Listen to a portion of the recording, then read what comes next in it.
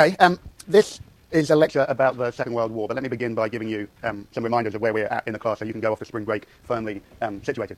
I said at the very beginning of the semester that this class was going to be organised around an account of the rise, fall and return of liberalism.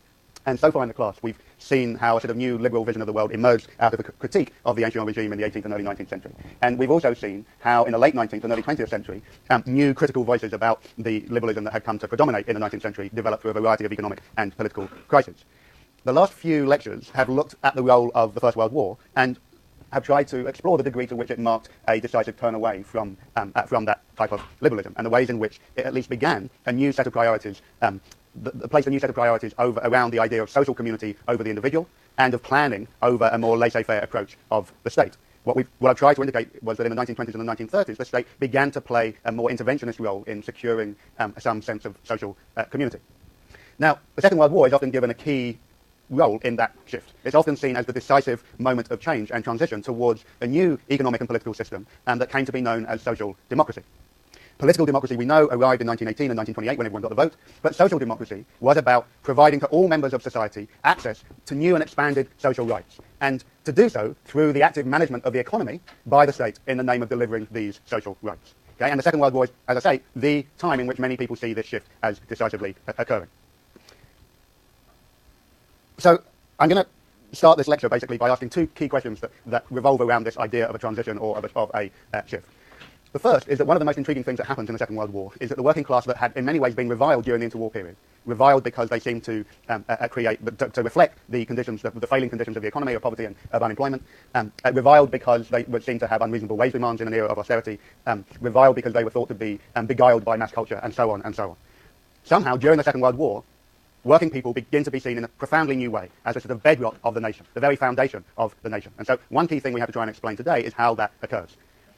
The other key question that I'm going to try and explore today is the degree to which the Second World War radicalized those working people, and whether it led to a new social democratic idea of a people's peace that would follow the People's War. Okay? It's a remarkable thing that the Second World War becomes known as the People's War, and it's supposed to give way to this post-war settlement known as the People's Peace. And always in this discussion you have to remember that some of these very same moves were made during the First World War, when many working class people thought that they were going to be returning home to a new type of social contract that didn't quite materialize. Now, traditionally, there have been three types of answers to these questions, and they break down across broadly the political affiliations of the historians who have tried to answer them. The first was what I would describe as historians working broadly within a social democratic tradition. These were historians who, in a way, came of age at this very moment. And for them, the war was a type of peaceful revolution, a revolution that radicalized the people, that gave way to the foundation of the welfare state and the first landslide victory of the Labour Party in 1945. And the finest exponent of this view is one of my childhood heroes, a historian called A.J.P. Taylor, who wrote the version of the Oxford History of Britain that finished in 1945. This is the final paragraph of his book. In the Second World War, the British people came of age. This was a people's war. Not only were their needs considered, they themselves wanted to win. Future historians may see the war as a last struggle for the European balance of power or for the maintenance of empire. This was not how it appeared to those who lived through it. The British people had set out to destroy Hitler and National Socialism. Victory at all costs. They succeeded. Knowing the soldier who rode with the tanks into liberated Belgium or saw the German murder camps at Dachau or Buchenwald could doubt that the war had been a noble crusade. The British were the only people who went through both world wars from beginning to end. That's a dig at America. Yet they remained a peaceful and civilized people, tolerant, patient and generous. Traditional values lost much of their force. Other values took their place. Imperial greatness was on the way out. The welfare state was on the way in. The British Empire declined. The condition of the people improved. Few now sang Land of Hope and Glory. Few even sang England Arise. England had arisen all the same. Stunning stuff, and a great model to you budding historians to write in very short sentences. Fantastic stuff. So that was the first thing, that the war was basically this dramatic transformation, and all to the good, clearly. That view predominated for much of the post-war period, and it was challenged from the 1970s by a new generation of historians of the right who wanted to reinterpret 1945 and the big Labour victory then and the creation of the welfare state that followed as a wrong turning in British history. A wrong turning that indeed had heralded the decline, the economic and global decline of Britain in the decades after the Second World War. They argued that, in fact, the British people hadn't been radicalised during the war. What had happened was that they had been hoodwinked by left and liberal intellectuals working at the Ministry of Information and the BBC, and that historians had taken for granted the types of propaganda efforts that had been put out during the war. And clearly for these historians, who the issue here was, okay, how do we get back to the type of free market liberal economics that had existed in the period before 1939, or really before 1931? And then, in the middle of these two warring factions of historians, are a group of people that I would describe as revisionists. okay, who tried to find a new type of interpretation that recognized that actually that the war was not really a revolution, that in many ways all it did was provide the accelerated trends that had been in progress during the 1930s, and that in fact when social democracy and the welfare state arrived, it continued to be marked by very important influences from the earlier forms of liberalism. And they tried to show that by showing that the welfare state and indeed the war effort continued to be structured by a very uneven experience, structured in terms of gender, race and class. So clearly, this set of arguments about the Second World War is a very contemporary discussion. It's really, like most historians, an argument about the present in which the Second World War is just the point of access to that argument. It's hugely important still in the British national story, what you think of the Second World War and the transformations it did or did not herald. So enough about historians. Now let's get to the main event. I'm going to be talking to you overwhelmingly today about the war in Britain, okay, how it was that Britons experienced the war. But I want to begin by emphasizing yet again that just like the First World War, the Second World War was an imperial war. It was fought in North and East Africa as well as South and Southeast Asia. 2.5 million Indians were part of the British military effort. 36,000 died, 65,000 are injured. And there are also troops from across the British Empire. Lots of West Indian, Caribbean regiments, African regiments, Australian, New Zealand, Canadian, etc., etc. But in other respects, it's really quite different from the First World War. In Britain itself, it's a less dramatic experience in terms of casualties. It's actually the most violent and deadly world war of the 20th century. There were a total amount of casualties of between 50 and 70 million people, and most marked, of course, was the scale of civilian casualties, which also ran to 50 million people. But whereas 1 million service people had died across the British Empire during the First World War, only 382,000 died during the Second World War, and 67,000 civilians. Okay? It's a much less deadly war in Britain. And the same is not true in Germany, where 5.5 million servicemen die, 5.5 million people die, and in Soviet Russia, of course, where deaths reach 10 million people. So in some ways, Britain gets off remarkably light in the Second World War. But what is profoundly different about it is two elements. First, it's fought from the beginning with a conscript army. Remember, the First World War, for the first 2.5 years of the war, was fought by a volunteer army, and then they had to bring in conscription. That debate was over by the time of the Second World War. And the second key difference was there was a much smaller difference between people in Britain and those fighting on the front line. In many ways, people talk about the Second World War as collapsing the distinction between the home and the front lines. And that happened remarkably early in the war. It happened basically in June 1914, when the British military suffered a devastating series of defeats that culminated with the evacuation of Allied troops from the beaches of France around Dunkirk. Thereafter, Britain is under attack, and the war takes place mainly in the seas and the air around Britain, most famously with the Battle of Britain and the Blitz that basically lasts from the end of August of 1940 through to May 1941.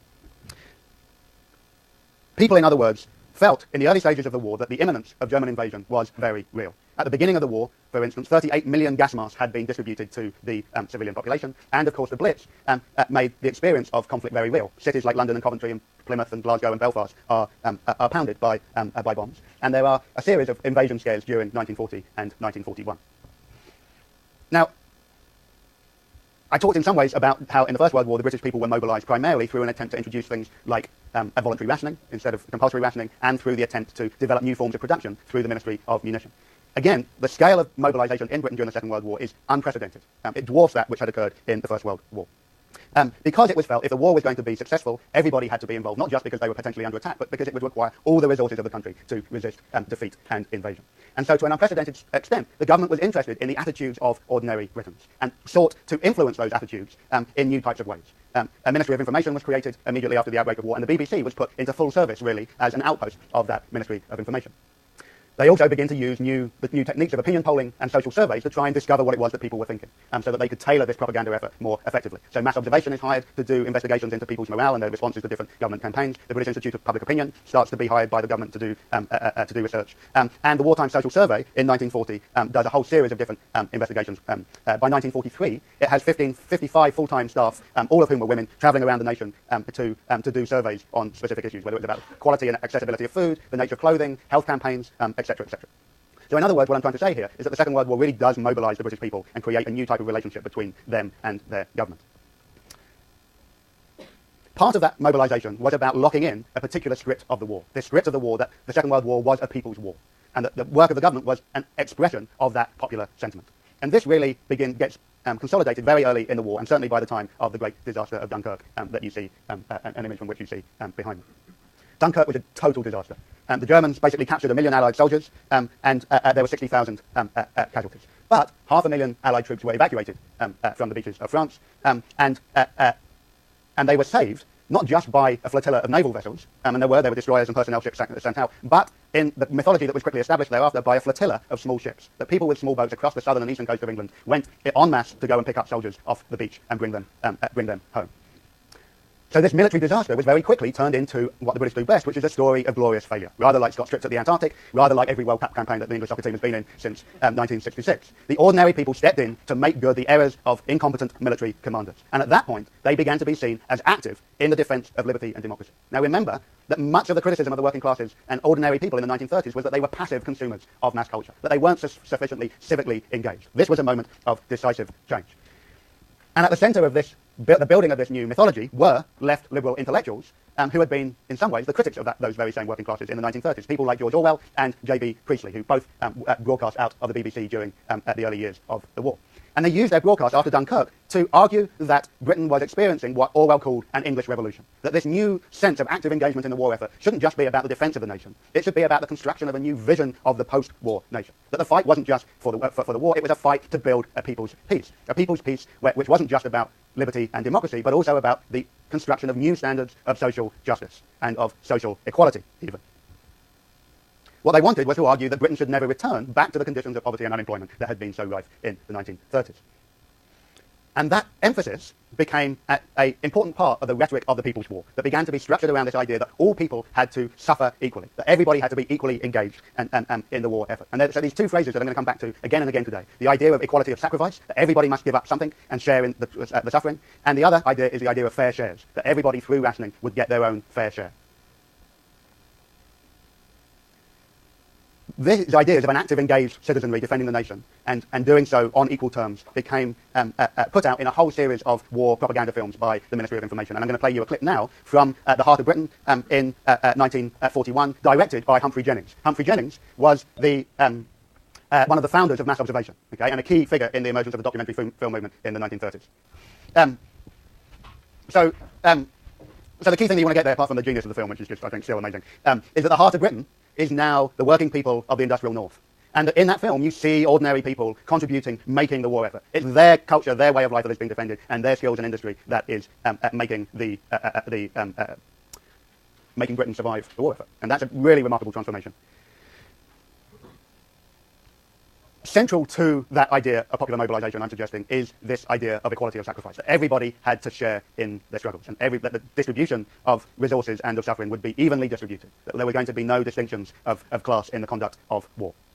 And I'm going to try and show that to you through these four examples of talking about rationing, talking about the Blitz, talking about evacuation, and talking about the question of race and empire. And one of the key things that I'm going to try and get at in these examples is that despite this idea of equality of sacrifice, despite this idea of fair shares for everybody, there are continued differences of gender, class, geography, and race that are structured into the conduct of the war effort. So there's this great ambition to build a new universal idea of society in which everybody is included, and yet there continues to be real limitations to that, which I think will be important in the post-war period. So first, let me talk about rationing.